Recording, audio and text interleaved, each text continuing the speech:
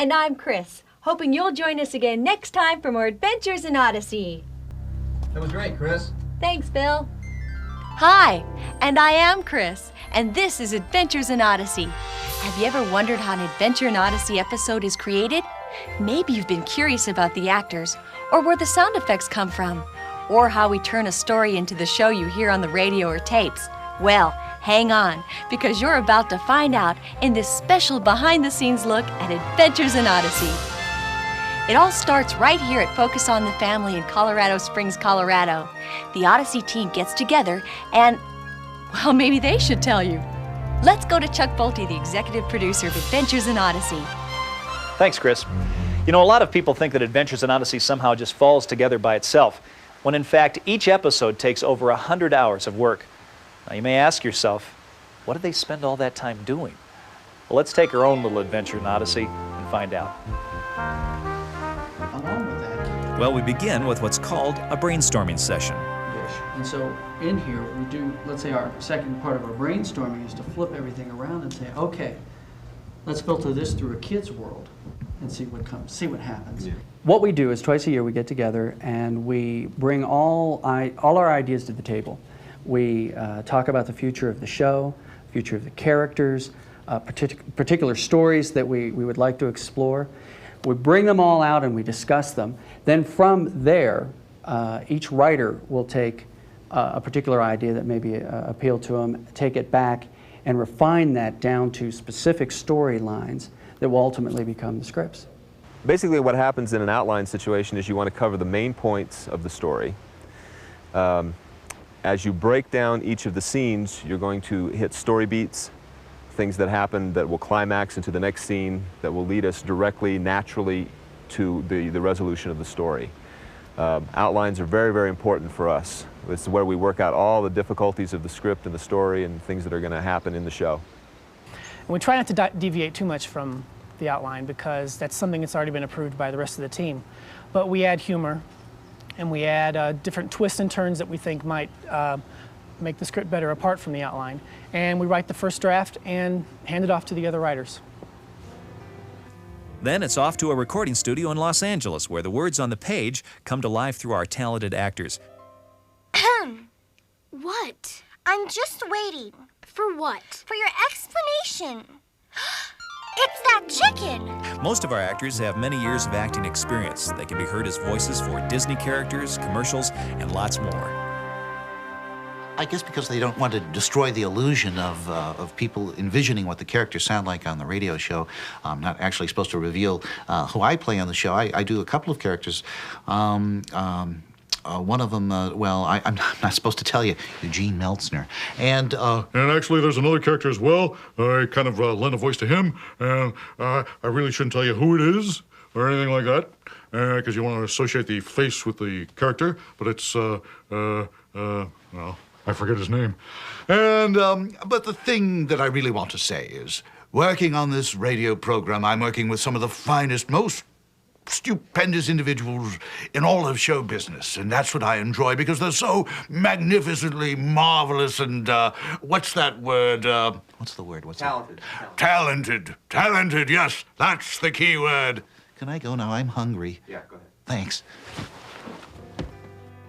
Phil Lawler, one of our directors, explains how he handles the actors. And once the actors are in the studio and they've marked their scripts, we try to make them feel comfortable. And then I try to pull performances out of them. And I do that through kindness and through gentleness and through humor. And if that fails, I use a large blunt object upside the head. That works every time. I started in radio at the age of 13, which is 10, 12 years ago, easily. Or more, perhaps, I don't know. But it's such a joy to come back into radio with this focus on the family. And believe me, everybody working on it, everybody is like a member of my family now. They're all so fine and so nice, and it's a good, clean family show. What a change. The kids on the show are real kids, and a lot of them have grown up with us. But a couple of our young characters are older than you might think. Hi, I'm not a teenager in real life, but I play one on the radio. I play Connie Kendall, and this is my family. These are my kids, Adam and Laura. And we listen to Odyssey all the time, don't we? Yeah. Who's your favorite character? All right, who's your favorite character on Odyssey, guys? Adam, who's your favorite character on Odyssey? Who is your favorite character? Okay. You. Thanks a lot. The director and engineer are responsible for what the actors do, so the lines are said right and sound clear. When we do the recording, there's a lot of knobs and buttons to be concerned with. The first ones we're concerned with are these things called faders. They do the volume. And then if we go up here, we have the equalization knobs here. They equalize all of the voices for the actors. But the one that I'm really the most concerned with is the knob and the button on the phone, because that'll get us pizza in about 5 minutes. After we recorded the voices, we bring the tapes back to Colorado Springs, where we add sound effects. Cute guys. Real cute. Let's go see. What we're doing now is foley. Foley is adding live sound effects to already produced audio tracks. We use sandpaper for the scratching sound of Chuck's face. We could have used cornstarch to make Chuck sound like he was walking in newly packed snow. All it takes is a prop that makes noise and a little imagination.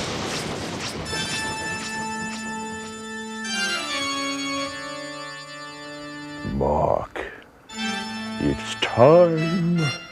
Give me sound. Yes, Master. More sound. More sound. More sound. Push the button.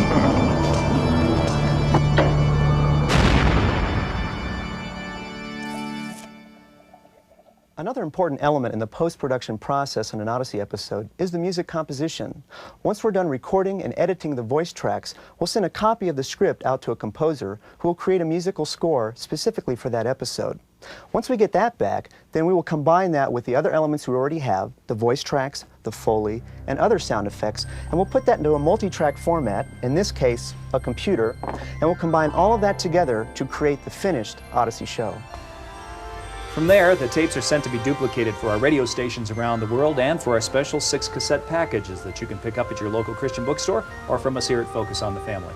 And there you have it, a finished Adventures in Odyssey. Back to you, Chris. Thanks, Chuck.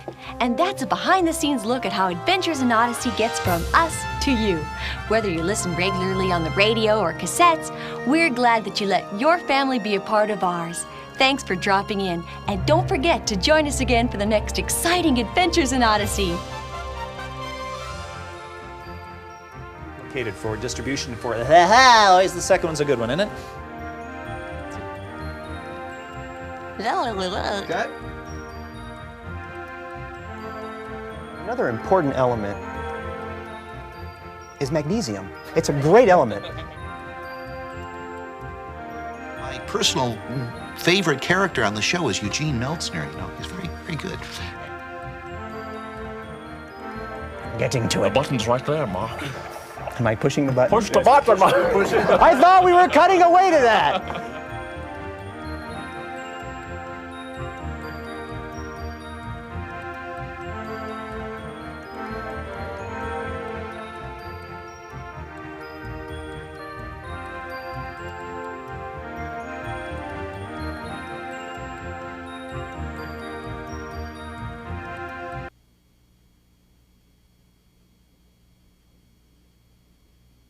Every week, hundreds of people just like you travel to a special place. A place of wonder, excitement, discovery, chills, thrills, and spills.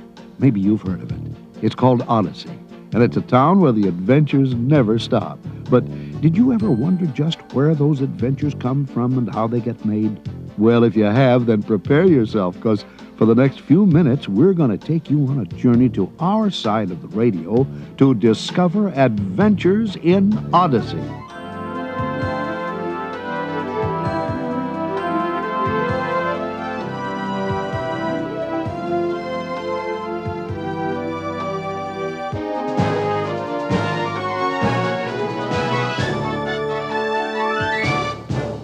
Thanks, Whit.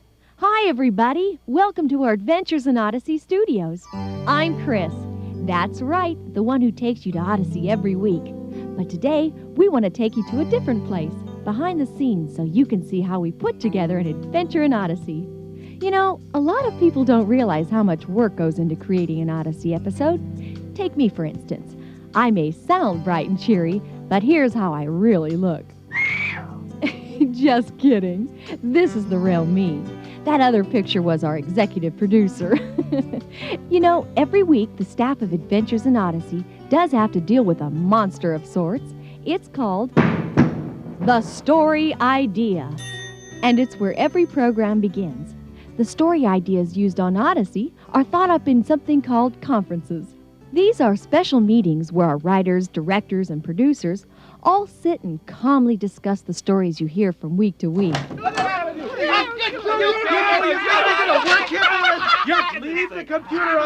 Well, some meetings go better than others. Once the story ideas are hammered out, Paul and Phil, our writer-directors, then go about the task of carefully crafting the script. Once a first draft of the script is complete, it goes to Steve and Chuck, our producers, for review and evaluation. They offer positive, constructive criticism. Then hand the script back to the author for a final touch-up. Meanwhile, a recording session is set up. While this is happening, the scripts are completed and approved, and copies are given to our production engineers, Bob and Dave, for their comments. Finally, the big day arrives. The actors are shown to their proper places in the studio, and the director gives them a brief rundown of the story while they mark their scripts. Okay, the plot is that Officer Harley comes back into town for a surprise visit and takes Jack for a ride on his motorcycle up to Trickle Lake, where they come across what's supposed to be a deserted road. Only when they explore it, they find a cave with a van parked in front of it and two guys loading boxes into the van, which, of course, Officer Harley feels the need to examine. So he takes off on his motorcycle to see what they're doing and runs into a booby trap that causes the motorcycle to go careening down an embankment, causing the two guys loading the stuff in the van to see them, and one of them starts A chasing few Jack. last-minute adjustments of the microphones, and they're ready to record. Any questions? Well, almost ready. Adventures in Odyssey uses some of the finest voice and character actors in the business. Just a partial list of the shows these performers have worked on includes DuckTales, Gummy Bears, The Muppet Babies, Winnie the Pooh, The Andy Griffith Show, War and Remembrance, and the long-running series Davy and Goliath. They're all professionals at their craft. By themselves, they're excellent. But when they get together, something magical happens. After the program passes a final inspection, it goes to our cassette department, where copies are made and sent to stations all over the country, including the one where you live. And once the tapes are shipped, the staff can sit back for a well-deserved rest. For about 5 minutes. Then someone remembers that we have a show to do next week, too. And the whole thing starts up again. And that's basically how each adventure in Odyssey is made. As you can probably tell, a lot goes into the making of every adventure in Odyssey. But although no element is more important than the others, one element is definitely more fascinating than the others. That's right, sound effects. See, our programs are just like a TV show, only the screen is in your imagination instead of in your living room.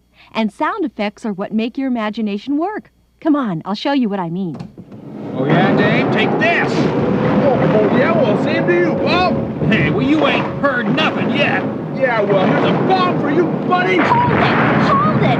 Hold it! Oh. Hi, Chris. This is Dave and Bob, the masters of sound effects, and they're going to help me out today. You guys ready? Absolutely. Great. I guess the first thing is, where do you get all the sound effects you use? Well, we have a couple of different places. The first place we look is in our sound effects library. It's made up of a lot of compact discs with hundreds of sounds on them. Just about anything you can imagine. Yeah, like with this collection, I can make a clock tick. That's easy. How about a door opening? That's simple, Bob. What about a phone ringing? That's nothing compared to a baby crying. Child's play. I can make a whole nursery full of babies crying. Guys. Yeah, well, I can create a crowd of people. Guys. Yeah, you people won't stand a chance against my cattle stampede, buddy. Yeah, well, I got a whole army here. Yeah, well, so do I. Hold it! Hold it! Hold it! We already heard the war, remember? Oh, yeah. Sorry. We get carried away sometimes. What we really want to see is how you use these effects to create a scene for an adventure in Odyssey. Well, we have something set up that'll show that really well. Great. What happens first? Well, first we're going to play a scene dry with no effects on it. They're known as rough tracks, just the dialogue. Which scene are you going to play? One of our most popular shows, the day Independence came. All right, let's go. Look up there, above the soldiers. What? You see it? That big white-looking thing. Yes, so? It's a wasp's nest. So it is. Hand me that rock over there. Okay. Now we'll only have one shot, so it has to count. Are you ready? Yep, ready. Hey, lobsterbacks, how about some company? Look out! Yeah, look at him go. Oh, we fixed them for fair, eh? Ouch! Ah! Oh, the wasps are turning! We best beat a hasty retreat or we'll end up as food for the wasps ourselves. You said it! Let's get out of here! Now, although we had great actors and exciting dialogue there, the scene still sounded kind of empty, didn't it? It sure did. Well, that's what sound effects are all about. They fill out the scene and make it sound real. So, is this where you use the sound effects library? Well, yes, but only for part of it. Yeah, see, even though we have all of these effects right at our fingertips, almost every show has a scene in it that calls for a sound we just don't have on record or disc. And that's when we have to actually use our fingertips and create the sounds ourselves. For instance, this scene calls for the characters to run on a dirt road, and then run through the bushes in the forest, and then jump in a lake. Well, not all of those effects are in our library, and we certainly don't have either a dirt road or a forest in our studio. So what do?